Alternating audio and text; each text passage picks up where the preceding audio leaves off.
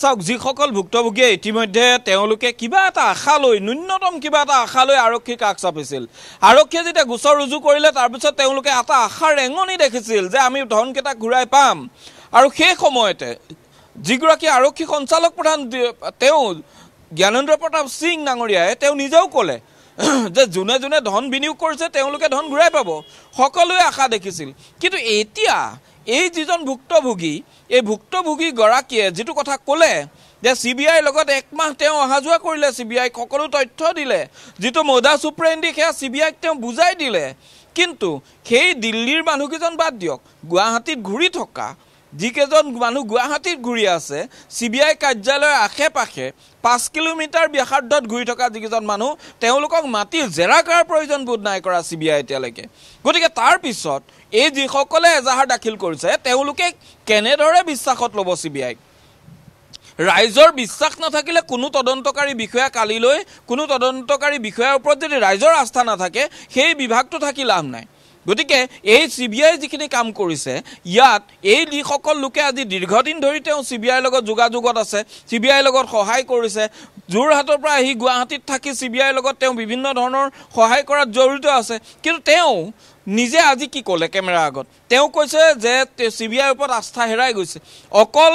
অকল trading effects নহয় একেটা কাহিনী হৈ আছে একেটা কাহিনী ডিব্ৰুগড়ৰ 354 গোচৰটো সুমি বৰা বিশাল তাৰ্কিক ফুকনৰ এই যেটো গোচৰ অসম পুলিচে গ্ৰেপ্তাৰ কৰা কেজনৰ বাদ দি সিবিআই আৰু কিবা কৰিব পাৰিলে জানো সিবিআই আৰু একো কৰিব নোৱাৰিলে যি কৰিলে ডিব্ৰুগড় পুলিচে কৰিলে তাৰ পিছত যদি আপুনি চাই যে এই যেটো গোচৰ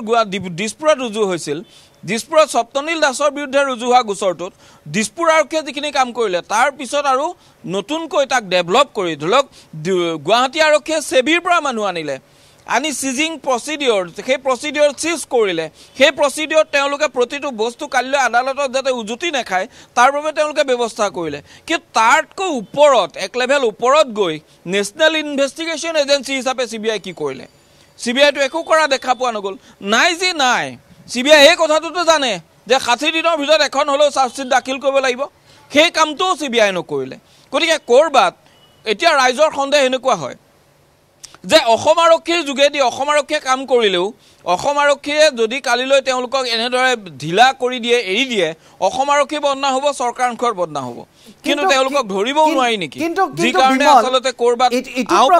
ইটো প্ৰশ্ন সকলোৰে মনত আহিব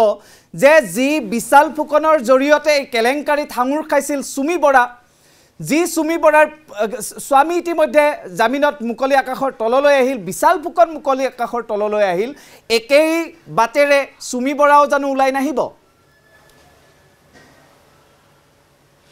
সুমি বৰা ওলাই আহিবলৈ বেছি পলম নাই দুই এটা দিনত সুমি বৰা ওলাই আহিব কাৰণ সুমি বৰাৰ যিখন পিটিশন সেইখন সিবিআই কোৰ্টত পেন্ডিং থকা বাবে হাই কোৰ্টলৈ নাহিল সিবিআই কোৰ্টত যেতিয়া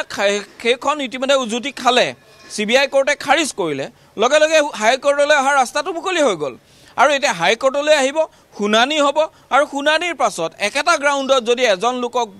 গুৱাহাটী উচ্চ ন্যায়ালয়ে যদি এজন লোকক তেওঁ জামিন দিয়ে আৰু একেটা গ্ৰাউণ্ডত আনজনক নিদিয়াকে থাকিব নোৱাৰে ভুল একে আৰু গতিকে তেওঁলোকৰ প্ৰসিডিউৰ একে গতিকে তাত তেওঁলোকৰ কিন্তু এইখিনি কামো একে হ'ব গতিকে যিটো পথেৰে বিশাল ফুকন তাৰ্কিক বৰা ওলাই আহিল একেটা পথেৰে ওলাই আহিব আৰু সুবিধা হৈ আছে সুমি বৰাৰ বাবে কিন্তু সুমি বৰাৰ কাৰণটো কি হ'ল সুমি বৰা আগতে এখন পিটিশন পৰিল সেইখন পিটিশন সিবিআই আদালতত পৰিল তাত একটা শুনানি হ'ল সেই শুনানিৰ বাবে বহুত পলম হৈ গ'ল আৰু পলম হৈ যোৱাৰ কাৰণে তাত শুনানি সম্পূৰ্ণ নোহোৱাকে হাই কোৰ্টলৈ আহিব নোৱাৰে আৰু হাই কোৰ্টলৈ এটা মেটাৰ অহাৰ পিছত এটা দীঘলীয়া সময় প্ৰয়োজন হয় গতিকে এতিয়া যেহেতু সিবিআই কোৰ্টত তেওঁ হাৰিলে তেওঁৰ যেটো বেল কেনসেল হ'ল গতিকে তেওঁ এতিয়া উচ্চ ন্যায়ালয়লৈ আহিবলৈ ৰাস্তাটো মুকলি হৈ গ'ল গতিকে উচ্চ ন্যায়ালয়লৈ অহাৰ পিছত অহা এমাহৰ ভিতৰত সুমি বৰা বাহিৰলৈ ওলাই আহিব আৰু সকলোৱে যিসকল লোকে ইতিমধ্যে টকা পাম ধন ঘূৰাই পাম বিভিন্ন আশাৰে ইতিমধ্যে সিবিআই মুখলৈ বাট চাই আছিল সকলোৱে ভাবিব যে ধন নোপোৱাটো এক প্ৰকাৰ নিশ্চিত কিন্তু ইয়াতে এটা আচলতে গুৰুত্বপূৰ্ণ বিষয় এই বিষয়টো এনেদৰে বহুতে আজি প্ৰশ্ন উত্থাপন কৰিছে বিষয়টো মই কিছু ক'ব বিচাৰিছো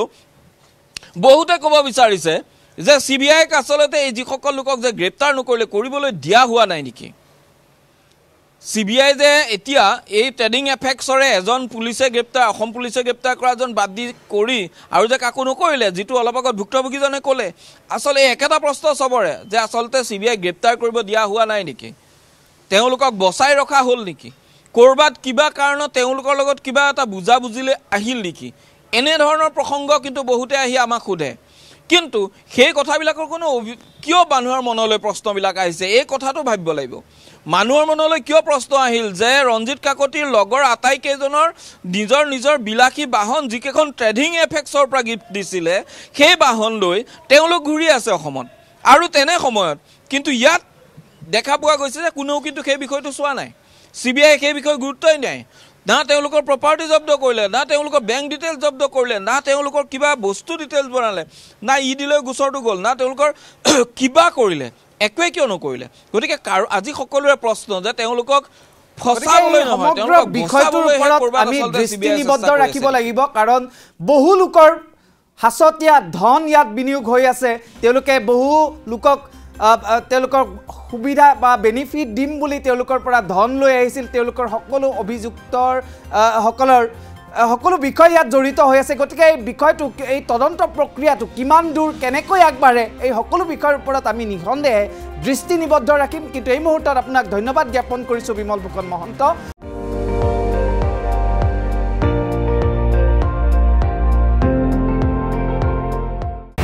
আপুনি চাই আছে ND24 সৰ্বশ্ৰেষ্ঠ নহয় সৰ্বোত্তমৰ দৌৰ